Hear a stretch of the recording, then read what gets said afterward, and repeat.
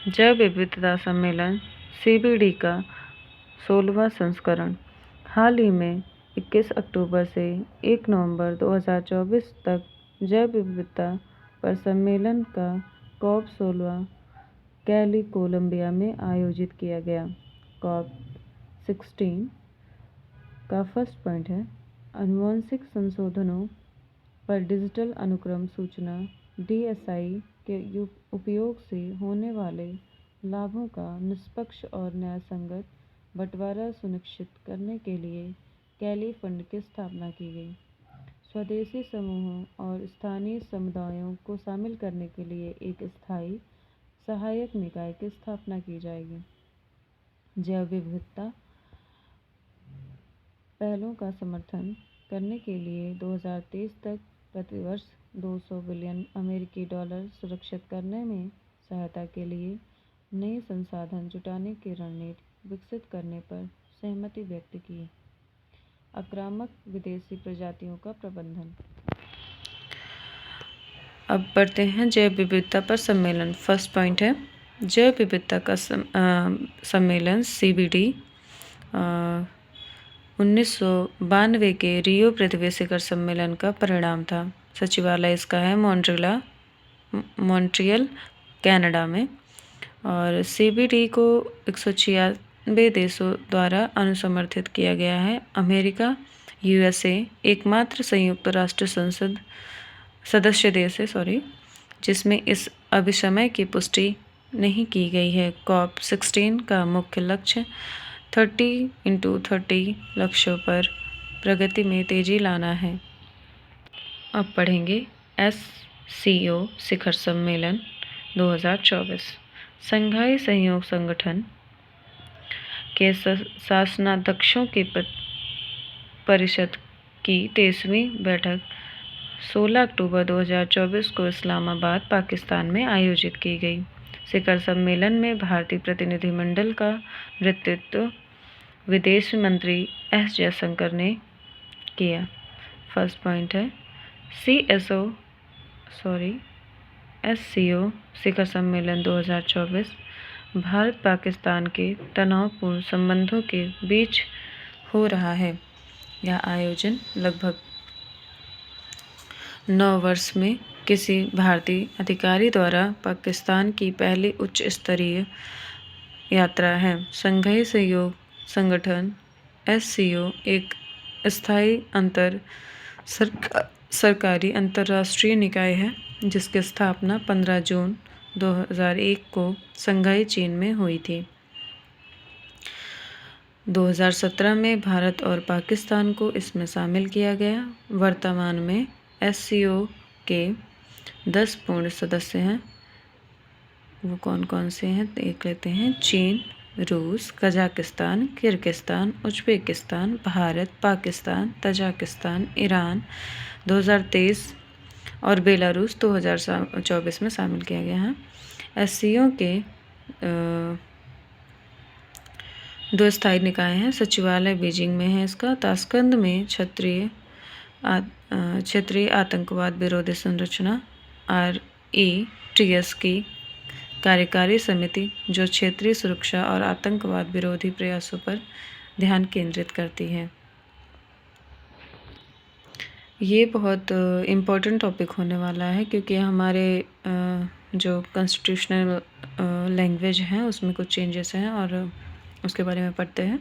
हाल ही में केंद्रीय मंत्रिमंडल 3 अक्टूबर 2024 ने मराठी, पाली, प्राकृत, असमिया और बंगाली भाषाओं को शास्त्रीय भाषा का दर्जा देने की मंजूरी दी है। शास्त्रीय भाषा में पहला पॉइंट है शास्त्रीय भाषाएं भारत की गहन और प्राचीन सांस्कृतिक विरासत के संरक्षक के रूप में काम करती हैं जो प्रत्येक समुदाय के ऐतिहासिक और सांस्कृतिक मील के पत्थर का सार प्रस्तुत करती हैं। पृष्ठभूमि है पहला पॉइंट। भारत सरकार ने 2024 में शास्त्रीय भाषाओं के रूप में भाषाओं की एक नई श्रेणी बनाने का निर्णय लिया। नंबर पॉइंट 2 शास्त्रीय भाषा के दर्जे के लिए निम्नलिखित मानदंड निर्धारित किए गए हैं। नंबर 1 इसके प्रारंभिक ग्रंथों अभिलिखित इतिहास की अत्यधिक प्राचीनता 1000 वर्षों से अधिक है। नंबर 2, प्राचीन साहित्य ग्रंथों का एक संग्रह जिसे प्रवक्ताओं की पीढ़ी द्वारा एक मूल्यवान विरासत माना जाता है। नंबर 3, साहित्यिक परंपरा मौलिक होनी चाहिए और किसी अन्य भाषा समुदाय से उधार नहीं ली गई होनी चाहिए। शास्त्रीय भाषा और साहित्य आधुनिक भाषा से भिन्न होने के कारण शास्त्रीय भाषा और उसके बाद के रूपों या उसके शाखाओं के बीच विसंगति भी हो सकती है। भारत में शास्त्रीय भाषाएं कौन कौन सी हैं? तमिल, संस्कृत, तेलुगु, कन्नड़, मलयालम, उड़ीसा। 5 नवीन भाषाओं को शास्त्रीय भाषा का दर्जा मिलने से अब कुल शास्त्रीय भाषाओं की संख्या 11 हो गई है। भाषाओं से संबंधित राज्य कौन से हैं? महाराष्ट्र का मराठी, बिहार, उत्तर प्रदेश, मध्य प्रदेश का पाली और प्राकृत, पश्चिम बंगाल का बंगाली, असम का असमिया।